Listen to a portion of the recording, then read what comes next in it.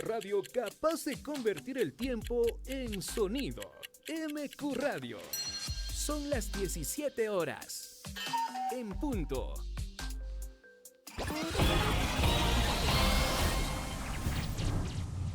Programa de clasificación A, apto para todo público, de contenido I.O., informativo y de opinión.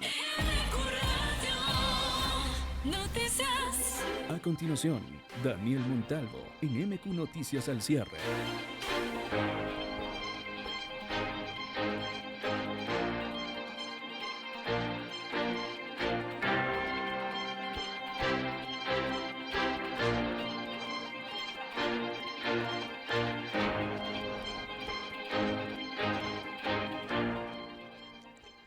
¿Qué tal? Buenas tardes, 17 horas con 1 minuto, son las 5 de la tarde con 1 minuto, arrancamos desde este instante la emisión al cierre de MQ Noticias a través de 102.9, la radio de Quito. En los controles se encuentra ya el señor George Vázquez, en la transmisión de streaming, Stalin Ampudia, en la generación de contenidos para redes sociales, Juan Carlos Encalada y Jordi Salazar. En la conducción del programa, este servidor, humilde obrero de la comunicación, Daniel Montalvo. El equipo completo les dice buenas tardes, bienvenidos a los siguientes 60 minutos en los cuales pretendemos contarle lo más importante de la jornada en materia de noticias. Jornada de lunes 16 de junio de 2025 que está marcada por 3 anuncios que hiciera la vocería del gobierno, encabezada por Carolina Jaramillo esta mañana, en la que hacen 3 anuncios importantes y que el carácter o lo que encontramos de denominador común entre los 3 nos hace generar el título del programa, que viene en formato de pregunta. Se trata de control o persecución, ¿no? Y esto porque ya lo vamos a abordar en detalle, y será mérito de un comentario. Tendremos invitados también. Esta tarde nos acompaña Patricio Moreno, subsecretario de Educación para el Distrito Metropolitano de Quito. ¿Cuál es el cronograma de matrículas, de finalización del año y las nuevas incorporaciones curriculares que se hacen para el próximo año lectivo? Lo vamos a conversar con el funcionario del nivel jerárquico superior del Ministerio de Educación, quien gentilmente ha aceptado la invitación para conversar de esos temas en este medio. Arrancamos de inmediato con lo más importante en la información.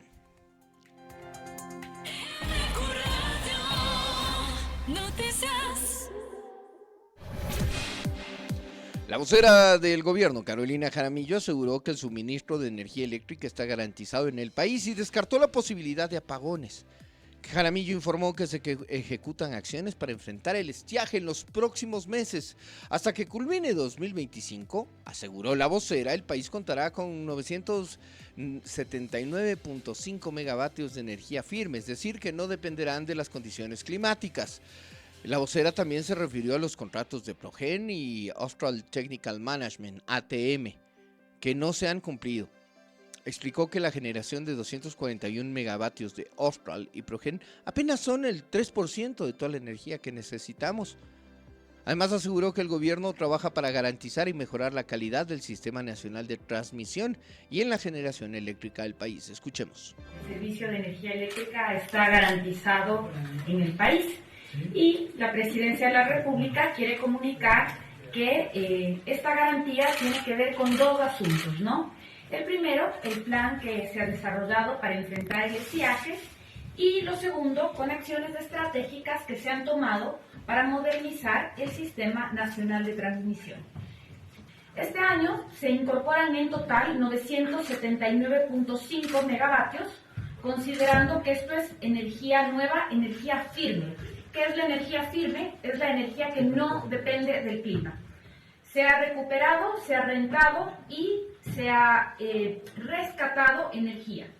Como ya lo mencioné, en el 2025 se ha incorporado 979.5 megavatios y en el 2026 se procederá con 403 megavatios y en el 2027 con 600 megavatios. Esto nos da un acumulado total de 1982.5 megavatios. La vocera de gobierno además informó que se implementará el control masivo a utilidades por compra y venta de acciones. Se trata de controles a contribuyentes que habrían vendido acciones por debajo de su valor real, con lo que han pagado menos impuesto a la renta por las utilidades de esas transacciones, explicó. Según Jaramillo, el Servicio de Rentas Internas SRI ha identificado que alrededor de 6,000 contribuyentes que deberán ser controlados por esta causa. Y con esos procesos el gobierno podría o busca recaudar $50 millones. Jaramillo mencionó que se encontraron el caso de una conocida empresa de telecomunicaciones que es muy rentable y a la que el hijo traspasó acciones a su padre por un valor 80% menor al valor real. La vocera de gobierno mencionó que por ese traspaso se pagaron 58 millones por las acciones, causando un perjuicio al Estado de $6.6 millones. Ha decidido implementar por primera vez un control masivo a las utilidades que se generan por la compra y venta de acciones. ¿Cómo lo haremos? Lo haremos a través del Servicio de Rentas Internas, que ha puesto en marcha por primera vez el control masivo de utilidades que se generan a la compra y venta de acciones. Esta decisión no tiene precedentes en la historia, pues por primera vez se ha puesto una suerte de fiscalización al impuesto a la renta única, es decir, al IRU sobre la utilidad en la compra y venta de acciones. Hasta la fecha, 300 contribuyentes han declarado voluntariamente, reportando aproximadamente un promedio de 30 millones anuales. Pero se ha detectado un universo potencial de 6,000 contribuyentes que no han cumplido con esta obligación. Este tipo de actuaciones está dirigida a atacar conductas defraudatorias de quienes ocultan el valor real de sus actuaciones. Jaramillo también se refirió a la implementación de responsables institucionales de cumplimiento, RICs, en 35 entidades estatales para prevenir la corrupción y reforzar la transparencia. Sobre el traslado temporal de la Comandancia de Policía a la ciudad de Guayaquil, Carolina Jaramillo, vocera gubernamental, señaló que se trata de una decisión estratégica que pasa por varios criterios de seguridad: mejorar las acciones antidelincuenciales en la costa, la planificación de estrategias de operaciones de seguridad y una respuesta más eficiente en Guayaquil. Y sobre esto generamos el comentario esta tarde. El anuncio del gobierno sobre la garantía del suministro eléctrico y las inversiones en energías renovables parece, en principio, un paso positivo, pero también requiere un análisis crítico más profundo. En septiembre de 2024 el gobierno afirmó que no habría apagones, pero posteriormente se registraron cortes de energía, lo que evidencia una desconexión entre las declaraciones oficiales y la realidad. Y esto genera dudas sobre la efectividad de las medidas adoptadas y cuestiona si realmente existe una planificación sólida para garantizar la estabilidad del sistema eléctrico en el largo plazo.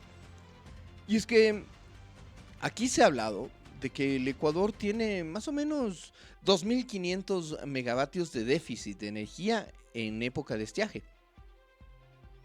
Y según las cifras del gobierno, van a incorporar algo más de 900 megavatios, ¿no? Casi 980 megavatios. Pongamos así, 979.5, casi 980 megavatios. Y uno se pregunta, oigan, ¿no nos dijeron lo mismo que iban a hacer antes de los apagones del tercer trimestre de 2024? Y a esto súmenle que en la declaración que da hoy día la vocera de gobierno, se minimiza lo ocurrido con Progen y ATM. De hecho, Jaramillo afirma que su retraso no afecta al suministro nacional. El retraso de la incorporación de los megavatios contratados con Progen y que suman $150 millones y además de los retrasos con ATM, han dicho que solo cubrirían el 3% de la demanda. Minimizar esto lo que hace es incrementar las sospechas en torno a estos contratos. La demora en la ejecución, que superó los 8 meses en lugar de los 3 previstos, y la falta de transparencia en la gestión de estos contratos alimentan las dudas sobre la eficiencia y la honestidad en la contratación pública en esta materia, la materia eléctrica. Esto sumado a la tendencia a priorizar proyectos de corto plazo, ¿no? Gran parte de lo que ha dicho la vocera hoy, es referirse a los contratos, a la incorporación de energía en tierra. Sí, son los contratos de Prodgen y ATM, esos mismos que se está minimizando. Y luego está el alquiler de generación de energía. Primero a través de las barcazas y luego ahora de un nuevo proceso que se habla para la contratación de 100 megavatios de energía en tierra, pero energía alquilada. No son estas las soluciones a largo plazo que nos ofrecieron y nos prometieron en la campaña, ¿no? Y pasando al otro tema de los grandes anuncios que se hizo hoy día, ¿no? Controlar los traspasos y las utilidades en la compraventa de acciones, y que esto le podría generar al gobierno unos 50 millones de dólares a través de la recaudación de impuesto a la renta, suena o aparenta ser una acción para fortalecer la fiscalización y la transparencia, el control, lo que muchos demandan. Sin embargo, algunos análisis sugieren que esta medida podría estar dirigida estratégicamente. Y aunque sin nombrarlo, la propia vocera del gobierno lo pone como ejemplo. Nos referimos al caso de una de las figuras de oposición, Jan Topic, a quien ni siquiera se le permitió participar en la campaña. Topic ha sido crítico del gobierno, de sus estrategias en materia de seguridad, por ejemplo. Y la percepción de que esta acción puede ser una maniobra de carácter político para debilitar a los sectores que se oponen a las políticas del gobierno genera dudas sobre su verdadera intención. Más allá de la lucha contra la evasión y la corrupción está esto de que sean teledirigidas. Y es que el Servicio de Rentas Internas sigue sin dejarnos claro qué mismo van a hacer para recaudar. No hablemos de la deuda del presidente Noboa, porque el presidente como tal no aparece como deudor, pero sí la corporación de su familia. La corporación Noboa, según los cortes del mismo SRI, tiene deudas por más de 90 millones de dólares con el Estado ecuatoriano, deudas tributarias por impuesto a la renta, pero sobre eso se guarda absoluto silencio. Por otro lado, y no menos importante, está la medida de hacer o trasladar la comandancia de la Policía Nacional y la jefatura del Comando Conjunto de Fuerzas Armadas a Guayaquil, ¿no? Que nuevamente suena fantástico y da un golpe de efecto y uno en primeras dice, qué bueno, qué bien. Pero no es nuevo. En agosto de 2024, este mismo gobierno ordenó trasladar la jefatura del Comando Conjunto y la comandancia de policía a Manta, Puerto Manavita, que en ese entonces estaba enfrentando una de las peores crisis de seguridad. Y más allá de que yo no estoy en la capacidad de decirles si eso ha resultado o no, si quisiera que el gobierno en algún momento, en un acto de responsabilidad, nos diga, esta medida, ¿se acuerdan que la tomé? Estos son los resultados. Esto es lo que conseguí. Esta es la evaluación objetiva de la decisión de haber movido la comandancia de policía y la jefatura del Comando Conjunto a la ciudad de Manta. Y por eso, y con base de estos resultados, es que ahora tomo la decisión de moverla a Guayaquil. Entonces no se trata solo de hacer anuncios que suenan bien y que impactan y que nos hacen sentir que las cosas están avanzando bien, ¿no? Está la posibilidad de evaluar estas medidas. Y es que en conjunto, aunque las declaraciones oficiales pretenden proyectar una imagen de progreso, de control, la realidad revela que aún existen serias dificultades y sospechas que deben ser abordadas con mayor transparencia. Además, añadirle una buena dosis de planificación y compromiso con la verdad. Solo así se puede garantizar que la gestión pública sea sólida y confiable en los temas en los que precisamente se demanda mayor gestión por parte de la ciudadanía. 17:15.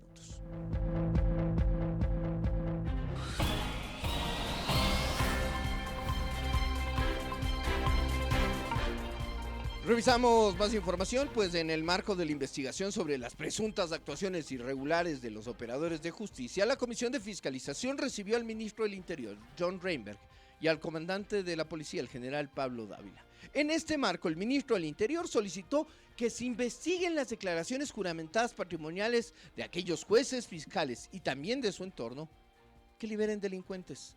El reporte con Jorge Ñacato.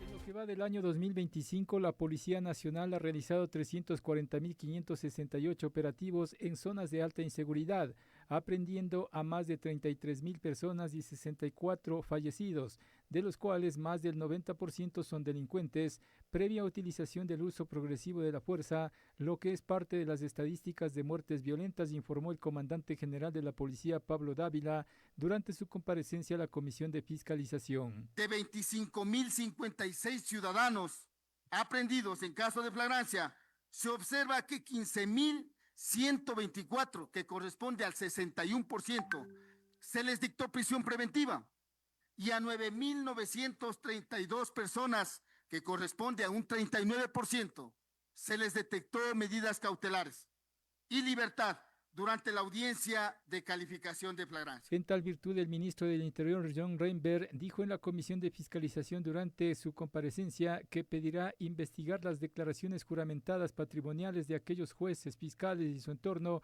que liberen a asesinos, extorsionadores y demás, y se mostrarán los rostros de quienes los liberen. En corregir que ya no puedan permitir jueces y fiscales den libertad, den medidas sustitutivas o cualquier cosa que ellos se tomen para, al final del día, lo que ha pasado hasta ahora, beneficiar a los delincuentes. El funcionario gubernamental mostró su asombro y preocupación sobre cómo un sentenciado por asesinato a los 6 meses sale libre y sigue cometiendo delitos, lo que no va a permitir, dijo la autoridad. Cada caso que llevemos ante la justicia y que ese delincuente logre salir en libertad, voy a decir qué juez y qué fiscal actuaron con nombre y apellido, como ya lo hice cuando hubo un juez que trató de contactarse conmigo. No permitiremos que medidas sustitutivas se conviertan en una puerta giratoria, que es lo que hoy sucede, que liberan a quienes secuestran, extorsionan, torturan y matan, dijo el secretario de Estado. No es aceptable que con evidencias de violencia extrema se aplique arresto domiciliario. La vida de los policías y la ciudadanía corre riesgos innecesarios. Estas comparecencias se dieron en el proceso de fiscalización sobre las presuntas actuaciones irregulares de los operadores de justicia en el marco del conflicto armado que enfrenta actualmente nuestro país. Jorge Ñacato para MQ Radio. MQ Radio Noticias. Momento de hacer contacto con nuestro compañero Jorge Ñacato. Él se encuentra en la Asamblea Nacional y es que el legislativo esta tarde, a partir de las 5 de la tarde, debía iniciar el primer debate sobre la ley de gestión pública, ley asignada con el trámite de económico urgente, es decir, que debe resolverse en un mes. El asunto es que en esta ley, que tiene que ver con el sistema de contratación pública, algunos asambleístas del oficialismo, es decir, gobiernistas, han decidido incluir, por ejemplo, una reforma al Código Penal y al Código de la Niñez. Jorge, buenas tardes. Cuéntanos, ¿ya se inició la discusión en el legislativo? Hola, ¿qué tal? Saludos cordiales, Daniel, también para nuestra distinguida audiencia que a esta hora nos dispensa con su sintonía.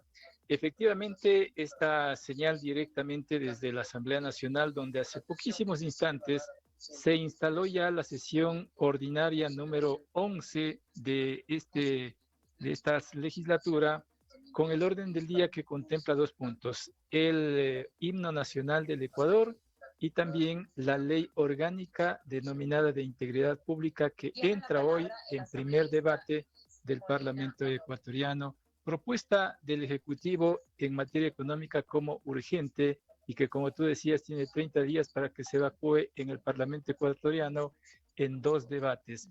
A esta hora, la presidenta de la Asamblea Nacional, la primera vicepresidenta que está conduciendo esta sesión, la señora Michelle Mancheno, de las filas de ADN, ya dio paso a que se contemple la propuesta de cambio del orden del día planteado por el asambleísta de la Revolución Ciudadana, Luis Molina, y que en este momento precisamente está haciendo uso de la palabra para sustentar su cambio del orden del día. Pero en lo que se refiere ya al primer debate de la ley de Integridad Pública, denominada así en la Comisión de Desarrollo Económico, que precisamente analizó este documento con la comparecencia de varios sectores de la sociedad civil, en particular del Ejecutivo.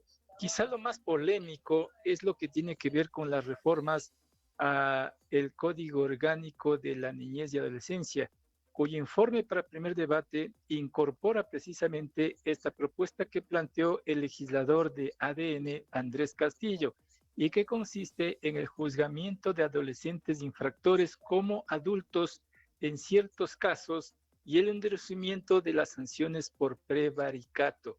Esto planteado por el asambleísta de ADN, Andrés Castillo, en la Mesa de Desarrollo Económico, y que se recogió por la mayoría. Recordemos que la mayoría en esta mesa está precisamente en manos del oficialismo, y se aprobó este informe que hoy entra al debate legislativo con 8 votos favorables.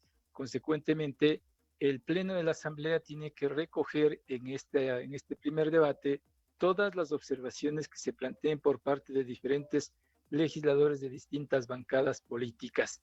Y de allí, pues, regresará a la Comisión de Desarrollo Económico para la sistematización y el informe que se apruebe para un segundo debate. En este precisos momentos, como decimos, empezó la sesión con un pedido de cambio del orden del día del asambleísta Luis Molina, asambleísta por la provincia de Pichincha de la Revolución Ciudadana. Aparentemente, no habría mayor problema para pasar esta ley urgente del Ejecutivo, Daniel, toda vez que hay 3 leyes en definitiva que han pasado con la mayoría del oficialismo. La última de inteligencia quizá fue la que menor votación tuvo, con 77 voluntades, con las justas, que rompió inclusive una vez más a la RC, porque un asambleísta de esta bancada política apoyó ese documento en segundo debate, y ese fue el voto número 77, con lo que aprobó el Parlamento la ley de inteligencia. Se entendería que también tienen para esta propuesta de ley urgente los 77 votos, pero en esta sesión básicamente lo que se apunta es a recoger todas las observaciones que planteen los legisladores de distintas bancadas políticas. Daniel, no sé si tienes alguna inquietud.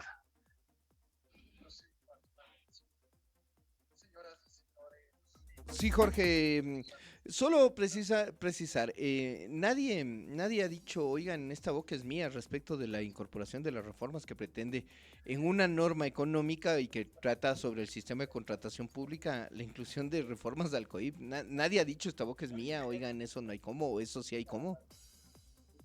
Como es de dominio público, mi estimado Daniel y amigos, amigas oyentes, la Revolución Ciudadana se ha opuesto radicalmente a este tema, porque obviamente no correspondería el tratamiento en principio de estas reformas a esta comisión, por más urgente que sea, si no le correspondería, han dicho de la Revolución Ciudadana, en la comisión de la niñez.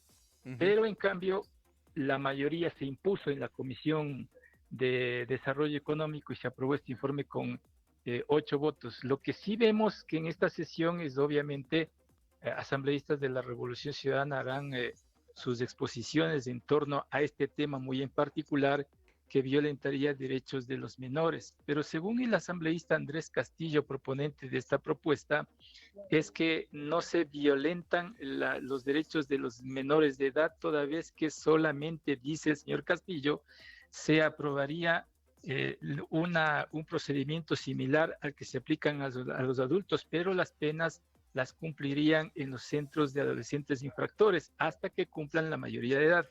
Claro. Eso, según el asambleísta Castillo, haría que no se violente la norma legal. Daniel. Gracias, Jorge. El reporte desde la Asamblea Nacional queda clarísimo, ¿no? No hay violación a los derechos de los menores, dice el proponente de la reforma. Lo que sí no explican es cómo van a defender ante una revisión de la Corte Constitucional que hayan incluido en un debate de una ley económica reformas al Código Penal, cuando nada tiene que ver, y estas reformas se incluyeron luego de la calificación de unidad de materia por parte del CAL. Con eso seguimos revisando noticias. Son las 17:25. El proyecto de ley para recuperar áreas protegidas y fomentar el desarrollo local, enviado por el Ejecutivo a la Asamblea Nacional, tiene un enfoque para la lucha contra la minería ilegal. Así lo defiende el ministro de Gobierno, José de la Gasca. Lo hizo durante una entrevista con Radio Di Blue en Guayaquil. Se buscará formas de inyectar recursos y de repensar algunas instituciones en materia de ambiente y que eso sirva para la generación de recursos, también dijo José de la Gasca, ministro de Gobierno. Ese proyecto de ley tiene algunas aristas y definitivamente viene en este bloque de reformas urgentes e inmediatas que tenemos que hacer. Básicamente ahí otro enfoque para luchar contra la minería ilegal, regularizar este tipo de cosas por ahí. Creo que a veces se quiere malinterpretar, decía lo de los fantasmas que quieren meter, pero aquí sí, tenemos un déficit que nosotros tenemos que luchar y tenemos que ver las formas como nosotros podemos inyectar recursos acá, ¿no? Entonces, si estamos hablando de reactivar sector turismo, si estamos hablando de repensar algunas instituciones en materia de medio ambiente y que eso sirva para la generación definitivamente de recursos, eso es lo que está proyectándose. Ahora, recién ingresó el sábado este proyecto, vamos a ver qué tratamiento le da la Asamblea y cuántas cosas se pueden ir incorporando y debatiendo sobre ese proyecto. Según el gobierno, la iniciativa busca intervenir territorios vulnerables que, aunque declarados como áreas protegidas, han sido ocupados por economías ilegales, grupos armados y actividades delictivas de distinta índole. El proyecto propone un modelo de gestión más eficiente que fomente la inversión privada responsable, que priorice el cuidado del patrimonio natural al tiempo que impulsa el desarrollo económico sostenible. Se contemplan normas estrictas emitidas por la autoridad ambiental para autorizar actividades como turismo, investigación científica, servicios de protección ambiental, entre otros. Con esta propuesta, el gobierno busca asegurar la presencia del Estado en zonas estratégicas, fortalecer la seguridad territorial y consolidar nuevas fuentes de ingreso en las comunidades. Así reza el comunicado oficial.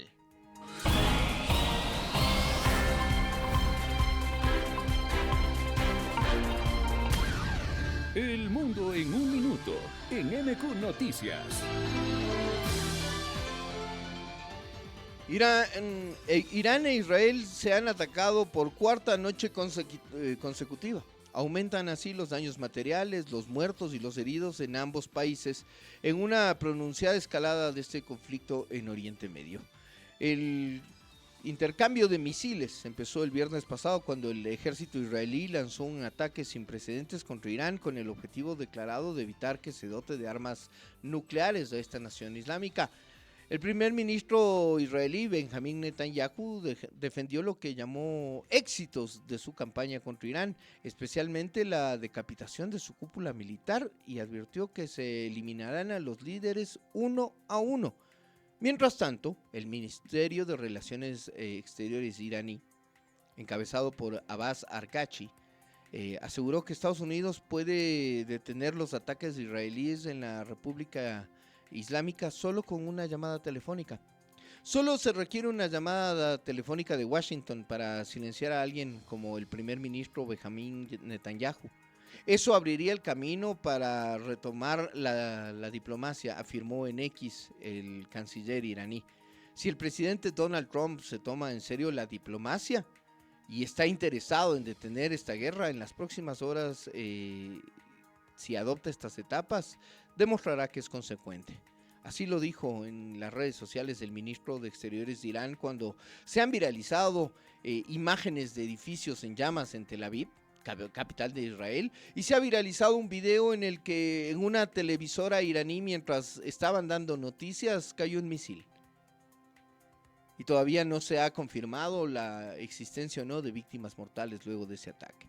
Mientras el mundo sigue asistiendo a una guerra que se transmite por redes sociales, se espera un pronunciamiento claro de las potencias que tienen la capacidad de detener los ataques. 17:29. Hacemos una pausa y regresamos. Tenemos el reporte del COE y también nuestro invitado, el subsecretario de Educación para el Distrito Metropolitano de Quito. Solo existe una radio capaz de convertir el tiempo en sonido. MQ Radio. Son las 17 horas, con 30 minutos.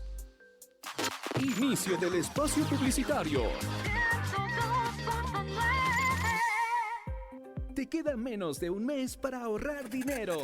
Si tienes obligaciones pendientes con el municipio de Quito, tienes hasta el 30 de junio para aprovechar la remisión y no pagar intereses, multas ni recargos. Se condonará el 100% de los intereses y solo pagas el capital. ¿Qué esperas? Pasa la voz. Alcaldía Metropolitana. Quito renace. Si tu perro fuera un artista, sería el Van Dog de la ciudad. Pero su obra maestra no es para que la pisen. Uy, no, guácala. Haz tu parte, recoge su arte, no dejes que su obra se quede en el suelo. Un Quito limpio empieza con pequeñas acciones. Recoge, cuida y sé parte del cambio. Ser responsable hace la diferencia. Es un mensaje de la Unidad de Bienestar Animal del municipio de Quito. Alcaldía Metropolitana. Quito renace. Ven y sé parte de la historia de Quito. Este jueves 19 de junio te esperamos en el Parque Bicentenario desde las 18 horas para vivir el momento de los 0 grados, 0 minutos y 0 segundos. Disfrutaremos de la fuerza ancestral de la Orquesta de Instrumentos Andinos, la energía vibrante de la banda municipal, el ritmo de los DJs Giovanna Guerrero y Joseph Vier, el poder escénico de la máquina camaleón y el sonido rebelde de Guardarraya. Quito se vive, Quito se siente y la marca de nuestra ciudad la construimos juntos. Alcaldía Metropolitana, Quito renace. Rendición de cuentas 2024. Las radios metropolitanas 102.9 FM y 720 AM ya tienen listo el formulario e informe preliminar de la rendición de cuentas 2024. La ciudadanía puede acceder a través de www.radiomunicipal.quito.gov.es. Rendición de cuentas 2024. Fin del espacio publicitario. Lo mejor del pop. Lo mejor del rock. Solo éxitos. La radio de Quito. El radar de MQ Noticias recorre el distrito metropolitano.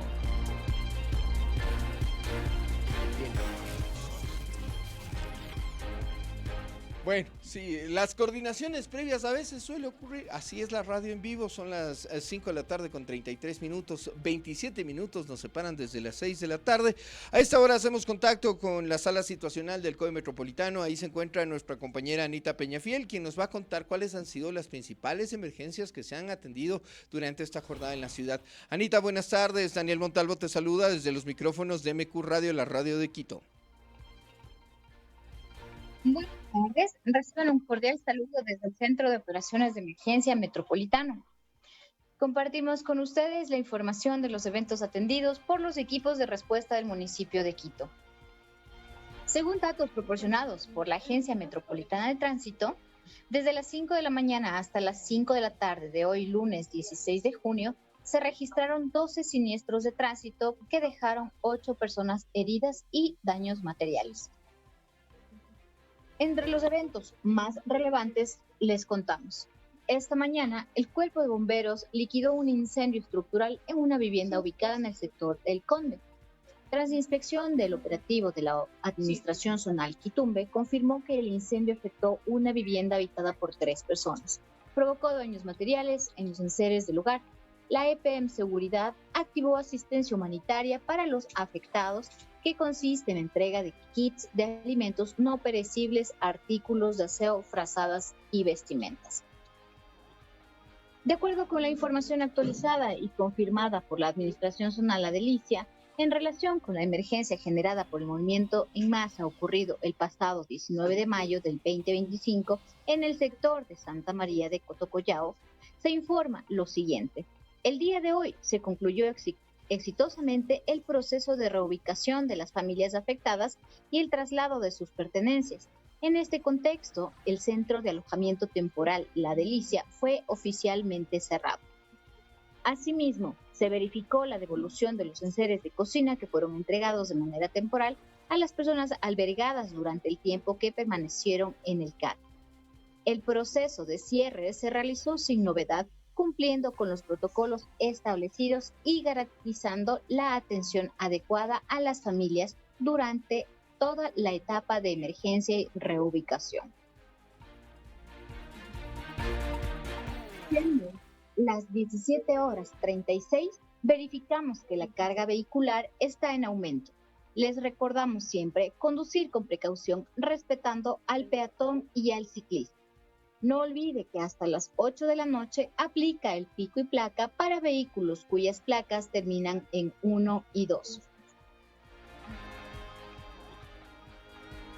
En cuanto al pronóstico del tiempo, les informamos que, según el pronóstico del INAMI, para este día se prevé una temperatura mínima de 9 grados centígrados y una máxima de 12, con cielo parcialmente nublado y lloviznas dispersas en horas de la tarde y noche.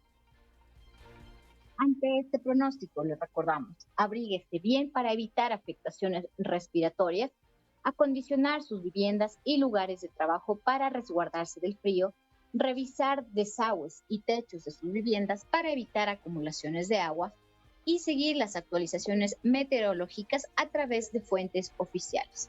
Ante cualquier emergencia, no olvide comunicarse inmediatamente al 911. Informó para MQ Radio Anita Peñafiel. Que tengan un excelente resto de día y una semana maravillosa. Gracias, Anita, por tu reporte. Información, diálogo y análisis con nuestros invitados.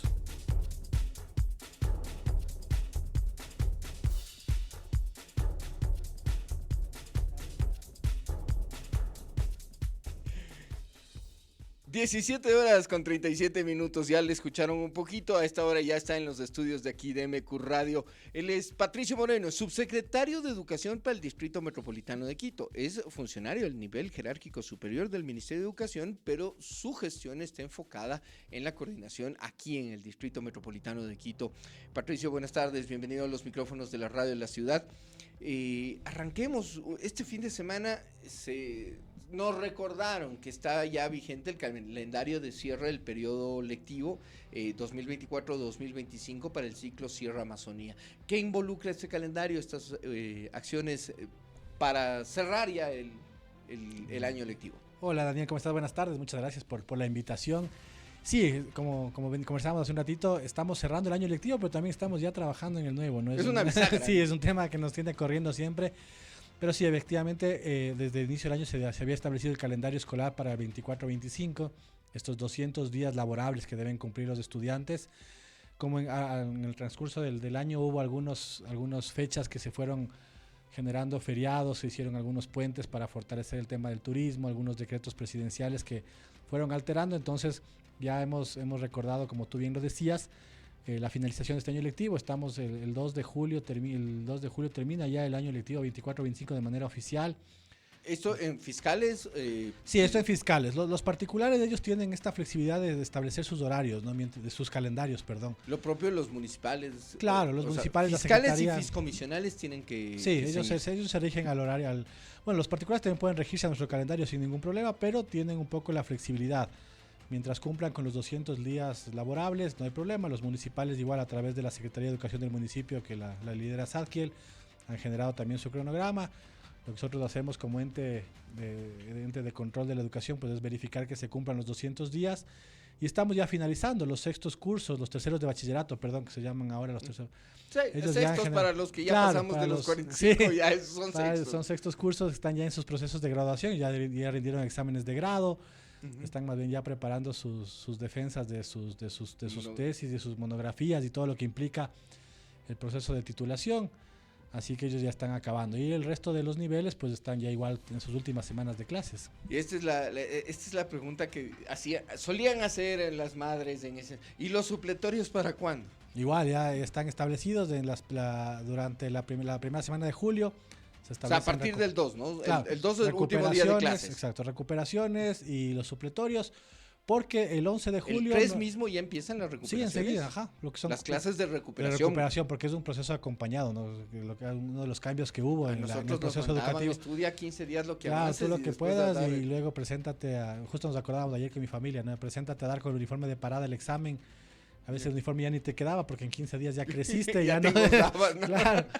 Entonces tenías que ir a dar el examen, pero no, ahora hay un proceso de acompañamiento, hay unas tutorías de todo y de ahí se rinden los exámenes, ¿no?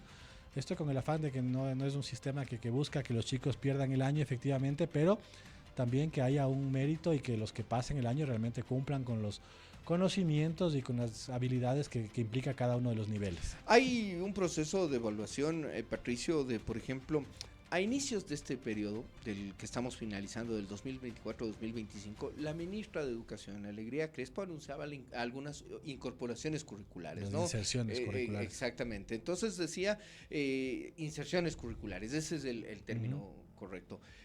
Vamos a incluir el tema de transversal, además, el tema de ética, cívica. ¿Cómo les fue? ¿Hay una retroalimentación? ¿Hay una evaluación posterior? Estamos generando justo ya esos procesos de evaluación a la interna de las instituciones educativas con los departamentos de consejería estudiantil, con los docentes tutores, porque fueron en unos ámbitos muy no tan académicos, no es que insertamos... Esa es la transversalidad, claro, no es que fueron la asignatura claro, de... Y fueron en cívica, ética e integridad, fue en educación vial, fue en el tema de educación socioemocional, fue en educación financiera y en educación sostenible para el medio ambiente. Entonces, claro, ahorita estamos justamente evaluando estos resultados, cuál ha sido el nivel de aprendizaje de los estudiantes frente a estas inserciones curriculares, cuál ha sido también la perceptibilidad de los padres de familia frente a esto. Ahí quizás ya hemos podido palpar de primera mano por el trabajo territorial que hacemos con la ministra, cuando visitamos escuelas, visitamos colegios, nos abordan siempre los padres de familia y creo que hay una buena recepción respecto al tema de cívica y ética, ¿no? Los padres están contentos que los hijos hayan vuelto a hablar de cívica, de ética en los colegios, que se hable de valores. Hemos hecho una campaña en la que cada uno de los 10 meses escolares se hablaba de un valor específico y se lo trataba en las aulas, se lo incorporaba en el día a día, hacíamos actividades académicas relacionadas a este valor. Pero entonces, tú coincides en esto de que esto tiene que ser evaluado y medido. Claro, para saber. Así fue el planteamiento de la ministra, ¿no? Ella como educadora y como muy técnica de la educación sabe que ninguna política va a dar resultados si es que no existe su proceso de evaluación y de retroalimentación sobre todo. Entonces esperamos ver a mediano plazo, por ejemplo, en el tema de educación vial será ver si es que han reducido o no los accidentes de tránsito en el país, cuando estos chicos que ahora están aprendiendo ya sean parte del sistema vial, ¿no? O sea, son ya como peatones, como usuarios del transporte público, de la vía pública. Y como grandes mensajeros. Yo siempre les cuento la anécdota mía muy personal, pero que entiendo se repite en muchos hogares. El hecho de que tus hijos ahora sean los que te controlan la velocidad. Entonces yo voy en el auto con mis hijos y ellos son los primeros que me dicen, papá, estamos en la ciudad, el límite de velocidad son 50 kilómetros por hora, ya no puedes pasar. Y uno dice, sí, tienes razón. ¿Y eso por qué es? Porque en su colegio lo están trabajando, ya lo están tratando, entonces, o en los pares, en el semáforo. Entonces creo que el mensaje se está dando y un poco la idea era esa, educar a los niños para que ellos sean los que promulguen esta información en estos aspectos tan importantes. Patricio, te traslado una inquietud que nos llega a través del 098-2101-638. Dice, buenas tardes, soy Marlon Castro. No me queda claro, ¿los chicos pierden o no pierden el año si es que no logran los puntajes que se ha establecido? Claro que sí, pierden el año. O sea, si hay pérdida de año. Existe la pérdida de año en el reglamento. ¿Cuántas oportunidades hay ahora? O sea, el supletorio... Es que las oportunidades vienen durante todo el año. Hicimos también una modificación en el sistema educativo, en el calendario. Quitamos lo que eran los quimestres que se venía aplicando hasta el año ahora anterior. Ahora son trimestres. Hemos vuelto a los trimestres con el afán de que haya una detección temprana de falencias o de problemas en el sistema educativo. Entonces, antes, ¿qué pasaba? Tú recién en marzo, cuando se acababa el primer quimestre, te dabas cuenta de quién estaba abajo. Y ya te quedaba poco tiempo para acabar el año y no alcanzabas a recuperar. Ahora, esta detección se generó ya en noviembre, cuando se acabó el primer trimestre. Y desde noviembre venimos trabajando ya en refuerzos académicos, en clases de acompañamiento pedagógico, generando estrategias con los docentes, con los DECES, para identificar estos problemas. Entonces la idea es que realmente al supletorio ya no lleguen muchos estudiantes, porque ya durante todo el año ha habido un acompañamiento. ¿El porcentaje de estudiantes? Es muy bajo, realmente los resultados fueron muy buenos, ¿no? Tuvimos casos... ¿Supletorios tienes desde séptimo de básica? Desde sexto de básica. Sexto de básica. Desde quinto de básica, que ya tienes notas cualitativas, o sea, notas con puntaje. De primero a cuarto tienes todavía un puntaje solamente en base a destrezas alcanzadas en proceso inicial. O sea, los más chiquitos, digamos así, de primero a quinto grado. Ellos no. Ellos tienen solamente... Desde sexto de grado, quinto de básica, ya tienen notas cuantitativas, con números. Y ahí sí ya puedes, si no tienes del 70% que dice la norma, pues puedes perder el año, ¿no? Entonces tienes el supletorio, como digo, que tampoco es un examen en el que te juegas todo el año. O sea, ya vienes de un proceso de acompañamiento pedagógico, tienes incluso esta semanita de clases de refuerzo académico y vas a dar el examen ya con todo ese refuerzo. Entonces esperamos realmente que no haya pérdidas del año, evidentemente. Ese es el objetivo, creo, como educadores, pero, como digo, si es que no se cumplen con los parámetros, pues la pérdida del año está establecida en la normativa. Se me quedan algunos temitas en esa materia, pero creo que en honor al tiempo hay que avanzar. Como decíamos, es una etapa bisagra, ustedes ya están diseñando cronogramas para el año 2025-2026. Esto arranca normalmente con el tema de matrículas, cambios de institución, traslados que se llaman. ¿Cómo están las fechas en eso? Porque hay muchísimo interés, hay quienes quieren que sus hijos pasen a determinada institución fiscal o institución pública, claro.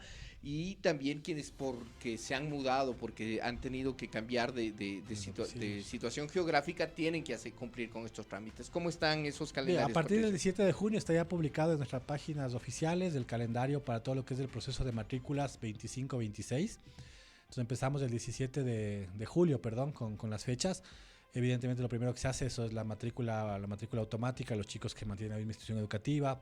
Tenemos luego los casos especiales que tú bien mencionabas, del tema de reagrupación de hermanos. Entonces, cuando tengo hermanos de varias escuelas, yo puedo hacer el trámite para agruparles de una sola institución educativa. Tengo el tema de traslados entre fiscales también, que se da una prioridad.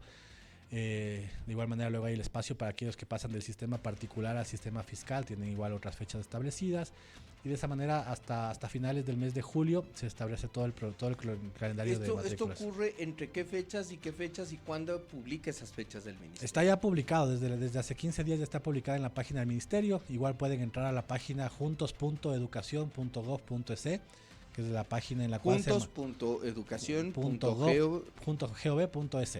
Ya. Es la página en la cual se manejan las matrículas todo el tiempo. Es recordar siempre y hacer mucho énfasis también en esto, Daniel. Este es un proceso autónomo que lo realizan los padres de familia, completamente gratuito. No es que tienen que pagar o acercarse al distrito educativo ni a ninguna institución educativa. No es que nadie puede tramitar los cupos. Todo está en una plataforma completamente transparentada. El padre de familia con sus credenciales ingresa. Ahí están registradas las credenciales de sus hijos. Y lo que necesita siempre pues es el comprobante de un servicio básico que le permita sectorizarse, ¿no? Para ubicarse en la institución educativa que le corresponde. Ahí es cuando empiezan los... sigue siendo. Soy Zuko, dice. Zuko, voy a leer tu pregunta ya que mandas así. Dice, soy Zuko. ¿Se debe presentar cédula actualizada para el proceso de matrícula? Y es que llevo desde abril sin poder obtener la cédula de mis hijos. No, la cédula no necesita ser actualizada. Como ahora cédula o puede ser la partida de nacimiento. Claro, es que todos tenemos ahora, la ventaja es que ahora el registro civil, cuando uno nace ya le asignan una cédula, no es como en nuestra época que había que ir cuando uno iba a sacarse recién ahí le asignaban. Ahora desde que nacemos ya nos asignan nuestro número de cédula y ya tenemos desde que nacemos el número de cédula. Entonces con ese documento es más que suficiente. Tenemos o la cédula o la partida de nacimiento o cualquier documento de identidad, igual de los padres de familia, no es que necesitan tampoco tener la cédula. Tenemos muchos casos de ciudadanos de inmovilidad humana que son de otros países, igual tienen todo el derecho sus hijos menores de edad de acceder al sistema educativo. Entonces con ese número que ellos tienen de su cédula de identidad pueden acceder también a la plataforma. Entonces no hay ninguna restricción realmente. Aquí suele surgir un tema que a veces resulta espinoso, pero creo que es momento de plantearlo y de plantear sobre todo desde lo propositivo, de las estrategias. Normalmente cada vez que se inicia un ciclo lectivo se habla del tema de deserción escolar. Y más allá de hablar de las cifras del año pasado, les planteo ¿qué estrategias han diseñado ustedes para combatir, para frenar, para revertir las cifras de deserción escolar? Uno de los ejes de acción realmente del Ministerio ha sido el tema de la inserción escolar, ¿no? Entonces hemos trabajado durante todo este año identificando cuáles son los escenarios y los espacios en los que posiblemente los estudiantes o los niños jóvenes están dejando el sistema educativo. Y ahí hemos implementado proyectos. Entonces tenemos toda la política se llama Todos al Aula. Entonces la idea es incorporar a todos estos chicos al aula. Hemos hecho brigadas que han ido recorriendo estos barrios periféricos, quizás barrios problemáticos, o espacios como los mercados, las plazas, en donde hemos encontrado a chicos, a jóvenes que están trabajando, que por la situación de sus familias quizás los padres han decidido ponerlos en una situación ya laboral, y hemos identificado con brigadas, hemos conversado con los padres de familia y les hemos empezado a insertar en el sistema educativo. Y ahí tú me hablabas también de una estrategia que tiene que ver, porque no todo es que se van por temas violencia, sino por temas económicos.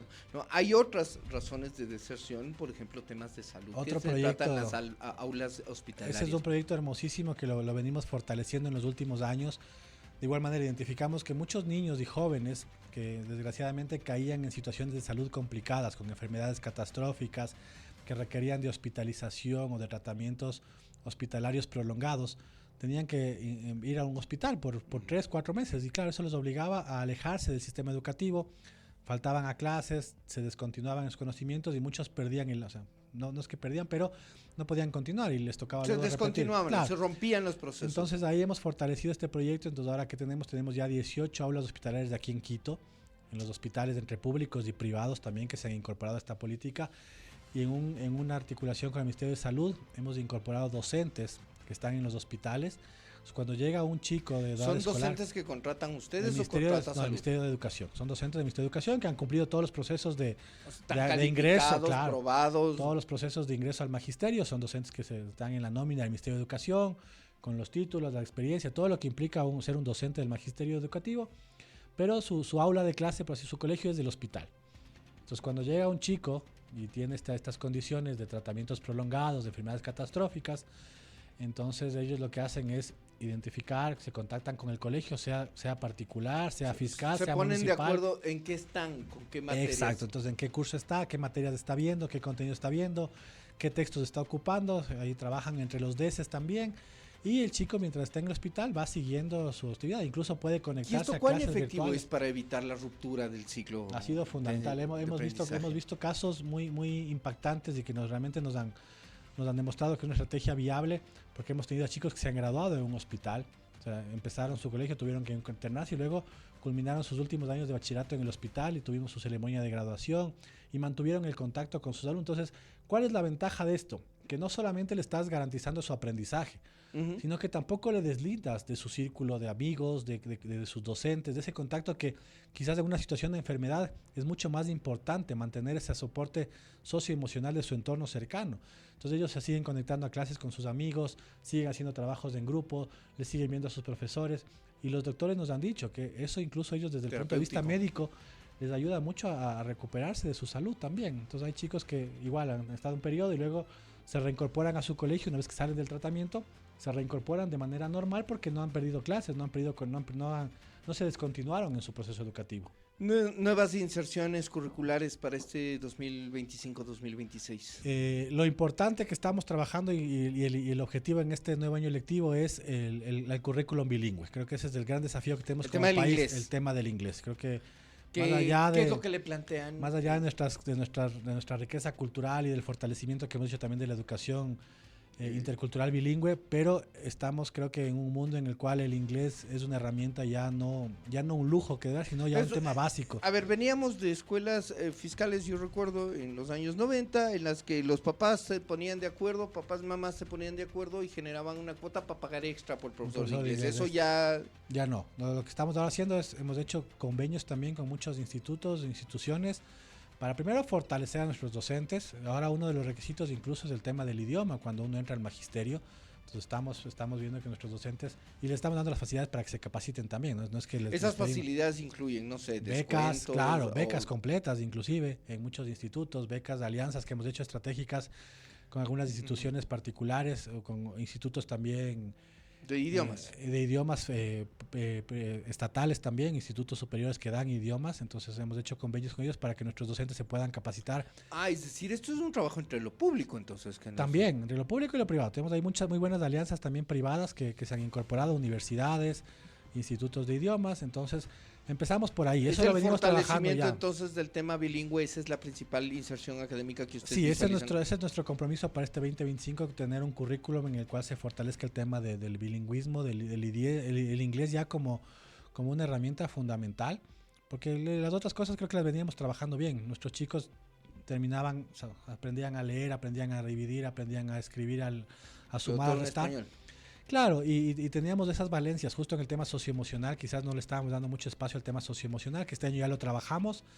Estábamos dejando de lado quizás el tema medioambiental, que este año ya lo trabajamos. Entonces ahora creo que con esos aprendizajes nos hemos lanzado a la ministra ha planteado como su proyecto ahorita el tema del currículum bilingüe, y creo que nos va a dar muy buenos resultados para que nuestros chicos ya puedan, porque tenemos igual chicos que están participando a nivel internacional con proyectos de emprendimiento, con proyectos de innovación educativa, docentes que han ganado premios a nivel internacional con sus proyectos de innovación educativa, que claro, de manera autónoma han usado el inglés y se han preparado, pero ahora queremos ya que esto sea una herramienta realmente al alcance de todos.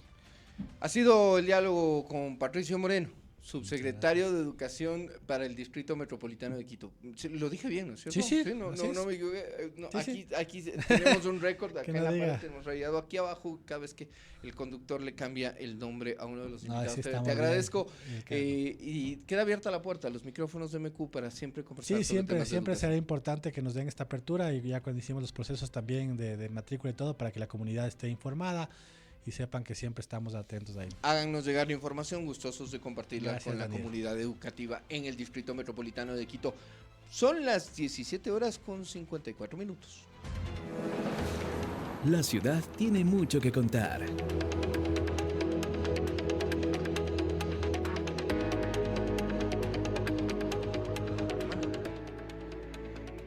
Cuatro minutos nos separan de las 6 de la tarde. El alcalde Pavel Muñoz anunció que desde el 21 de junio empieza el verano de las artes, cultura y deportes. Esto incluye una oferta en festivales, conciertos para todo el público. Se hizo la invitación para que los quiteños asistan a partir del 19 de junio a la explanada del Centro de Eventos del Parque Bicentenario, donde se presentará oficialmente la marca de la ciudad. René Sánchez con el reporte. El alcalde Pavel Muñoz presentó la programación del Verano de las Artes, Culturas y Deportes 2025, que inicia con la celebración del Inti Raymi. Entre las actividades destacan el Raymi de las universidades el 20 de junio, el Inti Raymi territorial 21 y 22 de junio y el Festival de Apertura en el Parque Bicentenario. Serán 3 meses dedicados al arte y la cultura en Quito, señaló el burgomaestre. 3 festivales de verano en junio, en agosto y en septiembre, en el norte, en el centro y en el sur de la ciudad. Muy importante para que esté activada toda la ciudad, no solamente una parte de ella. 11 encuentros culturales familiares. Sucre Viajero, que es más importante. El Teatro Sucre sale de sus tablas, digamos, permítanme decirlo así, sale del teatro y se va a los distintos barrios con obras para que es importante que se mantengan. El Verano de las Artes, Cultura y Deportes busca democratizar la participación ciudadana, promover la memoria social y el patrimonio cultural, y fortalecer la identidad, pertenencia y orgullo por la ciudad. Así lo señaló el secretario de Cultura, Jorge Cisneros. Llenos de algunas actividades, no solo en lo que hemos visto ahora, que es la ocupación del espacio público, que se ha puesto bastante énfasis, sino ahora estamos justamente en la fiesta escénica, es decir, que nuestros teatros también están con una programación importante, igual nuestros museos, nuestros centros culturales. Dentro de las actividades se destacan el 26 de julio en el Estadio de Carapungo, con la presentación de la Banda Sinfónica Metropolitana de Quito, junto a las Musas del Vallenato y el Cartel Vallenato. El 2 de agosto en la Plaza Cívica Quitumbe se presentará la Orquesta de Instrumentos Andinos, junto a Inti Limán Histórico. El 9 de agosto en el Parque La Moya recibe a Yavirac, los Antares y los Quipus. Otro de los temas a los cuales se refirió el alcalde Pavel Muñoz en Frecuencia Quiteña fue la marca Ciudad. Destacó que en octubre del año pasado, Quito rompió un récord Guinness con 6.775 personas dibujando simultáneamente la imagen de la ciudad, lo que dio origen a la nueva marca. Esta fue construida colectivamente con aportes de niños, el municipio, la academia, el sector privado y la ciudadanía. Primero, la propia marca. Segundo, las letras. En las letras usted va a encontrar, en el Quito, se le ha dado una simbología particular al UIO. Vamos a tener hologramas y juego de luces. Vamos a tener un moderno show de drones. Esperemos que nos acompañe. Hay que tocar madera, que no pase nada con el clima. Pirotecnia fría que iluminará el cielo de Quito y una producción visual envolvente con nueva identidad. La nueva marca turística de Quito busca posicionar a la ciudad como un destino competitivo a nivel nacional e internacional, con una imagen sólida y diferenciada. Su objetivo es unificar el mensaje de la ciudad, fortalecer la identidad colectiva, generar orgullo ciudadano y conectar emocionalmente con residentes, visitantes e inversionistas. Para MQ Radio reportó René Sánchez. 6 de la tarde en punto, finalizamos aquí esta emisión de noticias correspondiente al 16 de junio de 2025. A nombre del equipo de MQ Noticias al cierre, este servidor Daniel Montalvo les dice gracias. Nosotros regresamos nuevamente mañana a las 5 de la tarde para contarle lo más importante. Se quedan en compañía del señor Juan Carlos Folleco en los tiempos de antes.